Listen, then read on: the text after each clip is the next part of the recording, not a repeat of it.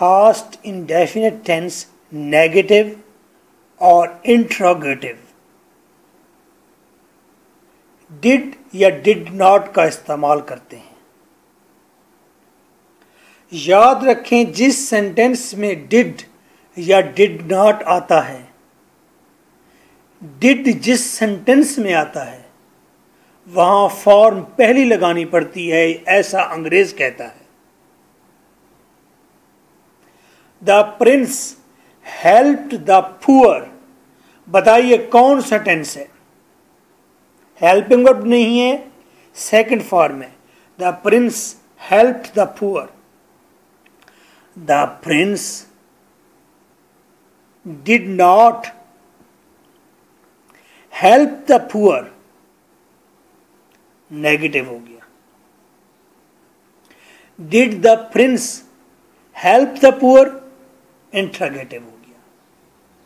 कोई डिफिकल्टी नहीं, डिड आ गया फॉर्म पहले लगेगी, और फास्ट इंडेफिनिट टेंस में डिड का इस्तेमाल या did not. Did mister chips teach in Brookfield, Brookfield Brookfield. Did the students respect him? चाहे सिंगुलर है चाहे ज्यादा है थोड़े हैं, आपने सबके साथ डिड लगाना है। Don't be worry. जो 100 सेंटेंस आपने बनाए थे उनको चेंज करें इंट्रोगेटिव और नेगेटिव में।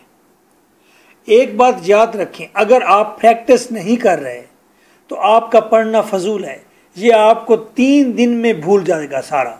अगर आप अपने साथ लॉयल हैं, वफादार हैं, तो then you must do practice. और अगेन रेपिटेशन हो रही है, बार बार लिखा जा रहा है, लिखें, अपने आप को थकाएं, अपना जज्बा पैदा करें, जहन में सेंटेंस बनाएं, लिखें उसे बार बार, अगर आप वाकई एक्सपर्ट होना चाहते हैं। अदरवाइज 3 डेज के अंदर ये सब चीजें भूल जाएंगे।